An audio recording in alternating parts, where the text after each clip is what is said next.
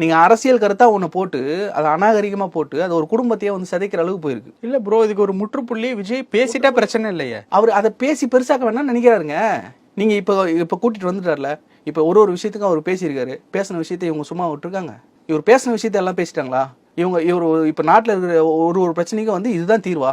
நான் தான் கேட்குறேன். இப்போ அவர் வந்து த்ரிஷா அவர்களோட நேற்று ஃபங்க்ஷன் அட்டன் பண்ணிட்டார், அவ்வளோதான். இதுதான் பெரிய பிரச்சனையா? 2.5 வயசு குழந்தை, அதுக்கு என்ன தெரியும்? அந்த குழந்தைய கற்பழிச்சு கொலை பண்ணியிருக்க ஒரு திமுக நிர்வாகி, அதை பற்றி பேசணுமா? பேசல. ஃப்ளைட்டில் வேலை செய்கிற பணிப்பெண்ணுக்கிட்ட அத்துமீறி இருக்கான் ஒரு திமுக கவுன்சிலர், அதை பற்றி பேசுறீங்களா? பேசல. இன்னைக்கு நாங்குநேரியில் 9 பேரை துரத்தி வெட்டியிருக்காங்க சம்பந்தமே இல்லாமல். நீ முன்பகை கிடையாது, ஒன்றும் கிடையாது. போதை, அதிகார மமதை, இதுல வெட்டுறான். இதுல சமூக நீதி பிரச்சனை இருக்கு, இதை பேசுறோமா? இது எல்லாத்துக்கும் தீர்வு இவங்க வந்து அவங்களோட சேரக்கூடாது, அப்படியே ஒன்னா வந்துடக்கூடாது. இங்கேயும் எங்களை வழி நடத்தணுங்கிற ஒரு தலைவன் ஒரு ஒழுக்கமானவரா இருக்கணும் அப்படிங்கிறது தான் எல்லாரோடைய கேள்வி. அவர் ஒழுக்கமா இருக்கிறதா காட்டுறாரு. உங்களுக்கு புரியல? அவர் ஒழுக்கமா இருக்கிறதான் காட்டுறாரு. நேத்து வந்து போனதுனால என்ன ஒழுக்க கேடு கேட்டுச்சுன்னு நான் கேட்கிறேன். நேத்து வந்து போயிட்டாரு, அதுல என்ன பிரச்சனையை பார்த்துட்டு ஒரே ஒரு கேள்விதான். 2 பேரும் சேர்ந்து வர்றத அவருடைய மகள் என்ன மாதிரியான ஒரு பார்வையில பார்ப்பாங்க? அவங்களுக்கு இது எந்த அளவுக்கு மன கஷ்டமா இருக்கும்? அந்த அளவுக்கு மெச்சூரிட்டியா இருக்கணும் தான் அவர் சொல்றாரு. இப்ப இவங்களுக்குள்ள ஒன்றும் இல்லை, ஏதாவது இருந்தா நான் மறைப்பேன். இப்போ குத்தமுள்ள நெஞ்சு தாங்க குறுக்கு இருக்கும். நான் திரும்ப சொல்றேன், குத்தமுள்ள நெஞ்சு தான் குறுக்கு இருக்கும். எங்களுக்குள்ள ஏதோ இருக்கு அப்படின்னா நாங்கள் வெளியே வரதுக்கு தயங்கணும். ஐயோ நம்ம ஒன்னா போனா இது தெரிஞ்சிருமோ, ஒன்னா போனா அதெல்லாம் புரிஞ்சுக்குவாங்களோ, அதெல்லாம் பார்த்துருவாங்களோ அப்படின்னு பயப்படலாம். இங்க ஒன்றும் இல்லை, அதனால பயப்படாம அவங்க தாராளமா வெளியே வராங்க, கேஷுவலா இருக்காங்க.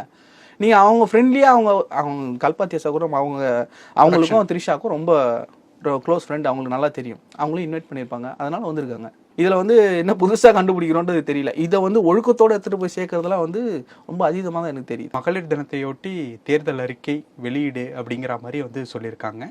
வேலூரா இருக்கட்டும், அதுக்கு முன்னாடி காஞ்சிபுரமா இருக்கட்டும், சமீபத்தில் தஞ்சையா இருக்கட்டும், தேர்தல் அறிக்கையில் இடம்பெறக்கூடிய சின்ன சின்ன விஷயங்களை வந்து ஒரு சின்ன பீசஸ் மாதிரி சின்ன விஷயங்கள்ல அது விஷன் அதை வந்து விஜய் அவர்கள் வந்து மேடையில் வந்து சொல்லியிருக்காங்க.